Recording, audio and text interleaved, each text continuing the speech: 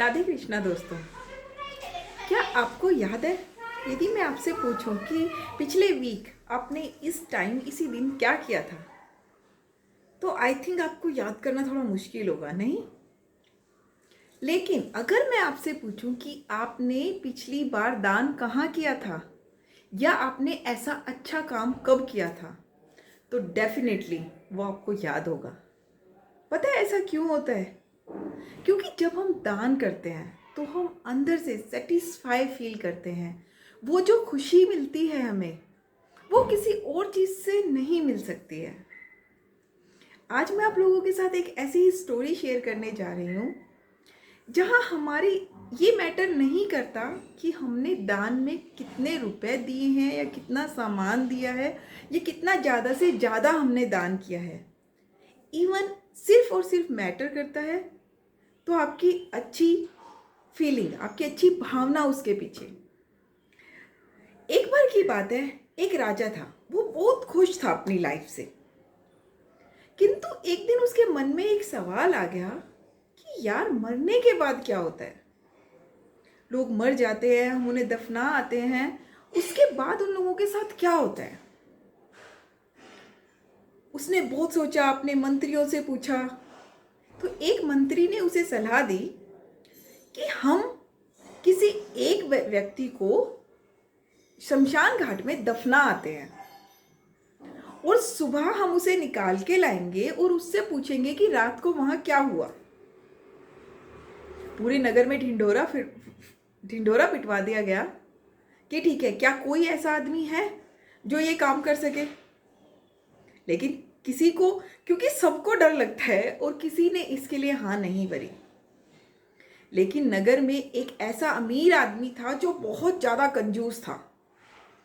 उसे लगा कि अच्छा है, मेरे को इतना सारा इनाम मिलने वाला है, तो क्यों ना एक रात शमशान घाट में ही तो बितानी है, कौन सी बड़ी बात है। तो चलो वहां जाया जाता है। वो तैयार हो गया, राजा के पास गया, राजा को बोला कि ठीक है, मैं आपका ये काम करने के लिए तैयार हूं। जैसे ही उसे दफनाने के लिए ले जाया जा रहा था, एक भिखारी उसके पीछे पड़ गया कि अब तो तुम्हें दफनाने के लिए ले जाया जा रहा है, पता नहीं सुबह तुम मिलोगे नहीं मिलोगे, मर चुके होगे, जिंदा होगे नहीं होगे, तो मेरे को कुछ दान करके जाओ। लेकिन क्योंकि वो तो बहुत कंजूस था, उसने उसे साफ साफ मना कर दिया कि मेरे पास कुछ नहीं है तुम्हें देने को। लेकिन उस भिखारी ने उसका पीछा नहीं छोड़ा। वो शमशान घाट तक उसके पीछे पीछे पहुंच गया। जब उसको दफनाया जा रहा था, तब भी उसे बोला, भिखारी ने बोला कि तुम्हें कुछ तो मेरे को दान करके जाना ही होगा। उस व्यक्ति ने क्या किया, इधर उधर देखा, वहां बहुत सारे बादाम के छिलके बिखरे पड़े थे। उसने एक मुट्ठी से वो बादाम के छिलके उठाए और उस भिखारी को दे दिए। और इसके बाद वो भिखारी वहां से चला गया और उस आदमी को एक ताबूत में बंद कर कर दफना दिया गया जमीन में। केवल उसके सांस लेने के लिए एक छेद जमीन में कर दिया गया ताकि हवा उसमें से पास हो सके और वो आदमी सारी रात सांस ले सके। उस आदमी को लिटा दिया गया। थोड़ी देर बाद क्या होता है, एक सांप आया और सांप एग्जैक्टली उसी छेद में से अंदर फन मारने लगा। वो आदमी बहुत डर गया। उसे लगा कि शायद मैं दम घुटने से तो नहीं मरूंगा, लेकिन सांप ये मेरे को जरूर काट लेगा। उसे बहुत ज़्यादा डर लग रहा था। उसने थोड़ी देर बाद वो सांप वहाँ से चला गया। उसने थोड़ी राहत की सांस ली, लेकिन 2 मिनट बाद सांप वापस से वहाँ आ गया। इसके बाद उसने भगवान से प्रार्थना की कि भगवान, यदि मैंने लाइफ में कभी भी कोई भी अच्छा काम किया है तो आज इस सांप को आप यहाँ से हटा दीजिए, मेरा आज का टाइम अच्छे से निकाल दीजिए।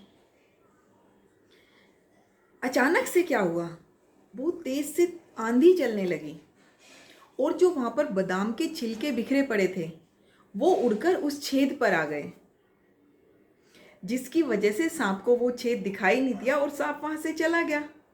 और उस आदमी की पूरी रात बड़ी आसानी से कटी। और सुबह हुई, जब राजा के सैनिक आए, उसे बाहर निकाला।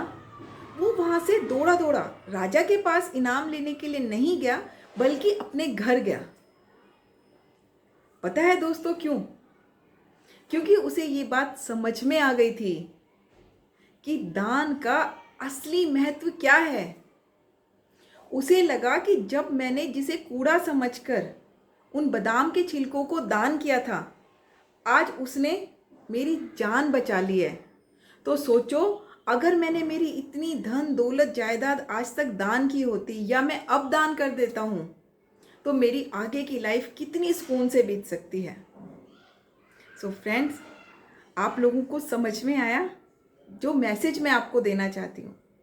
अपनी लाइफ में जितना भी जो भी हम कर सकते हैं, हमें दूसरों की भलाई के लिए ज़रूर से ज़रूर करना चाहिए, क्योंकि आज हम जितना करेंगे भविष्य में उससे ज़्यादा हमें ही मिलने वाला है। धन्यवाद दोस्तों।